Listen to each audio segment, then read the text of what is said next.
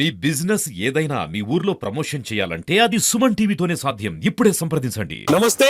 ప్రస్తుతం మనం నంది వెలుగు బ్రిడ్జ్ దగ్గర ఉన్నాం. గుంటూరు ఈస్ట్ ప్రాంత ఈ నియోజకవర్గంలో ఉంటుంది ఈ బ్రిడ్జ్. అయితే ఈ బ్రిడ్జ్ కన్స్ట్రక్షన్ పనులు ఎంతవరకు వచ్చాయి, ఈ బ్రిడ్జ్ నిర్మాణం ఎలా జరుగుతుంది, ఎప్పుడు ఈ బ్రిడ్జ్ ప్రజలకి అందుబాటులోకి రాబోతుంది, సో ఆ విషయాలు తెలుసుకుందాం. అయితే ఇప్పుడు కన్స్ట్రక్షన్ అయితే గత 8 నెలల నుంచి వేగంగా జరుగుతుందండి. సరిగ్గా 8 నెలల క్రితం పెమ్మసాని గారు మాట్లాడుతూ 2014లో దీనికి సంబంధించి శాంక్షన్ అయింది. 2014 నుంచి చూసుకుంటే 2017లో దీనికి సంబంధించినటువంటి అన్ని అనుమతులు వచ్చాయి. అన్ని అనుమతులు వచ్చిన తర్వాత అక్కడ కొంతవరకు పని జరిగింది. అయితే ఇది ఆర్ఓబి, రైల్వే ఓవర్ బ్రిడ్జ్, అంటే దీని కింద నుంచి ట్రైన్ వెళ్తుంది. అంటే ఇది సెంట్రల్ గవర్నమెంట్ కి అదేగా స్టేట్ గవర్నమెంట్ ఈ రెండు అనుసంధానంతో జరిగేటువంటి పనులు అనమాట. అయితే ఎప్పుడో కొన్నేళ్ల క్రితమే రైల్వే ఓవర్ బ్రిడ్జ్ కాబట్టి రైల్వేకి కావాల్సినటువంటి కన్స్ట్రక్షన్ పనులన్నీ ఎప్పుడు అయిపోయాయి. అదిగో మనకి దూరంగా కనపడితే అక్కడంతా జనాలు ఆగిపోయి కనపడుతున్నారు. దానిపైన ఉన్నటువంటి ఆ బ్రిడ్జ్ కనుక చూస్తే రైల్వే ఓవర్ బ్రిడ్జ్, అది సెంట్రల్ గవర్నమెంట్ కి సంబంధించినటువంటి రైల్వే వాళ్ళదనమాట. ఆ పనులు ఎప్పుడు అయిపోయాయి. సో ఈ బ్రిడ్జ్ కి సంబంధించి పిల్లర్ వర్క్ అయితే అయిపోయింది. 2019లో ప్రభుత్వం ఏదైతే మారిందో అప్పటి నుంచి దీనికి 5 సార్లు వాయిదా పడుతూ పనులు అయితే జరగలేదు. పనులు జరగకుండా ఎప్పటికప్పుడు పోస్ట్ పోన్ అవుతూనే వచ్చాయి. ఇది ఒక మురిగుంట లాగా, ఒక డస్ట్బిన్ లాగా తయారైపోయింది కొంతవరకు కూడా. అయితే సరిగ్గా 8 నెలల క్రితం పెమ్మసాని చంద్రశేఖర్ గారు, అదేవిధంగా ఇక్కడ ఉన్నటువంటి ఈ నియోజకవర్గం ఎమ్మెల్యే నజీర్ అహ్మద్ గారు, ఇక ముఖ్య అతిథులందరూ, అక్కడ ఉన్నటువంటి అధికారులందరూ కూడా ఇక్కడికి రావడం జరిగింది. ఇక్కడ నంది వెలుగు బ్రిడ్జికి సంబంధించి పనులైతే వాళ్ళు చూడడం జరిగింది. అప్పుడు పెమ్మసాని చంద్రశేఖర్ గారు ఒక మాట అయితే ఇవ్వడం జరిగింది.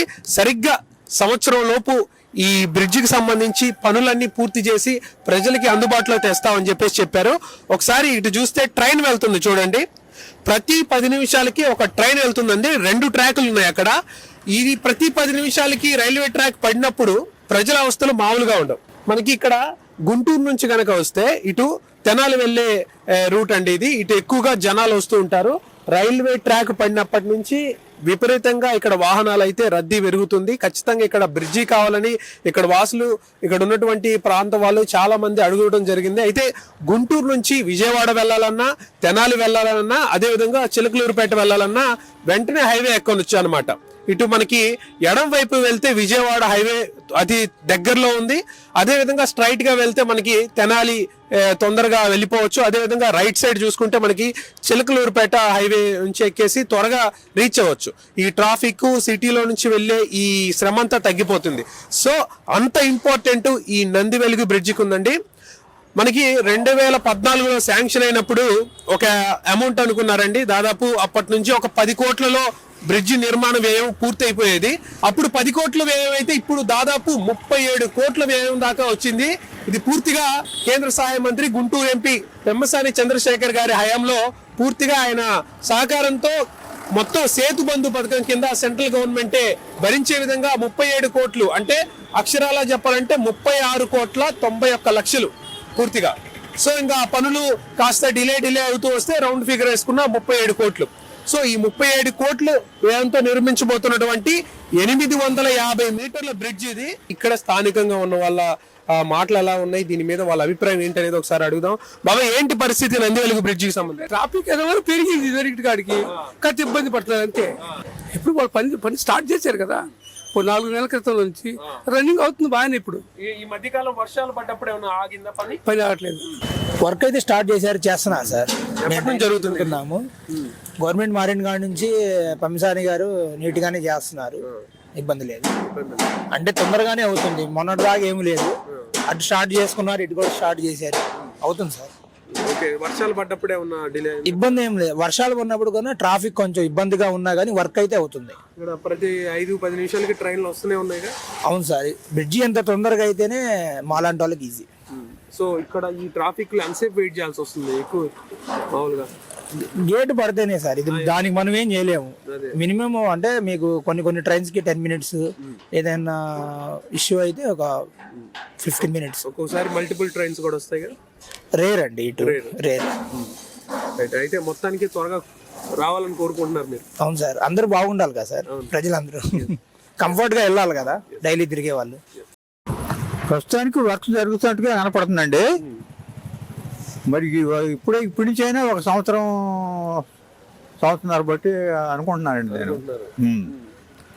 ఇదివరకు మీద పర్వాలేదు, వైఎస్సీపీలో ఆగింది పనులు, ఇప్పుడు మరీ స్టార్ట్ అయినాయి. కొంతవరకు సాటిస్ఫాక్షన్గా ఉందండి. సరే, ఇప్పుడు ఈ ట్రైన్ పరిస్థితి ఏంటి? ప్రతి 10 నిమిషాలకు 5 నిమిషాలు పడుతుంది. ఎంతసేపు పడుతుంది?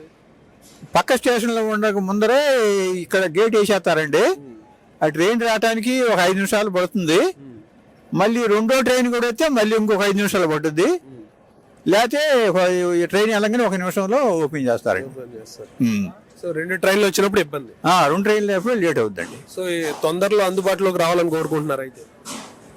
చాలా అనుకుంటున్నామండి. మేము ఎప్పటి నుంచో ఈ ఇబ్బంది పడుతున్నాము. ఆ బ్రిడ్జి అయినాకే కొంత సంతోషం అయింది. ఇప్పుడు 2014లో దీనికి పనులు అనుకుని శాంక్షన్ అయింది. ఆ తర్వాత పూర్తి అవన్నీ కూడా పర్మిషన్స్ 2017లో వచ్చాయి. అంటే దాదాపు 10 ఏళ్ళు ఇట్లా వెనకబడి పడ్డం. ఏంటి పరిస్థితి, ఏం చెప్తారు? అంటే జగన్ గారి టైంలో ఫైనాన్షియల్ ప్రాబ్లం ఉందండి. అన్ని పథకాలు, ఫ్రీ పథకాలు ఇచ్చారు కదా, అందువల్ల అలాట్మెంట్స్ లేక ఆగినాయి అని ఆయనకి చేయాలని ఉంది. కానీ ఆ ఫండ్స్ అలాట్మెంట్ లేక అనుకుంటున్నాడు. ఇది కంప్లీట్ గా సెంట్రల్ గవర్నమెంట్ రైల్వే శాఖ చేస్తున్నటువంటి పనులు. సో త్వరలో ఇదైతే జనాలకి అందుబాటులోకి వచ్చే అవకాశం తొందరలోనే ఉంది. ఇది నందివెలికి సంబంధించి పూర్తి వివరాలు. సో భవిష్యత్తులో ఇంకొక కొన్ని నెలల్లోనే ఇది పూర్తిగా ఓపెన్ చేసి ప్రజలకు అందుబాటులో తీసుకొస్తారు. ఆ తర్వాత చూద్దాం ఇంకా శంకర్ విలాస్ది, ఆ తర్వాత మిర్చియాడ్కి సంబంధించి. ఇది ఇక్కడ నందివెలుగు బ్రిడ్జి దగ్గర ఉన్నటువంటి పరిస్థితి. కెమెరామెన్ కిరణ్తో శివరాజ్ శంకర్, సుమన్ టీవీ, గుంటూరు.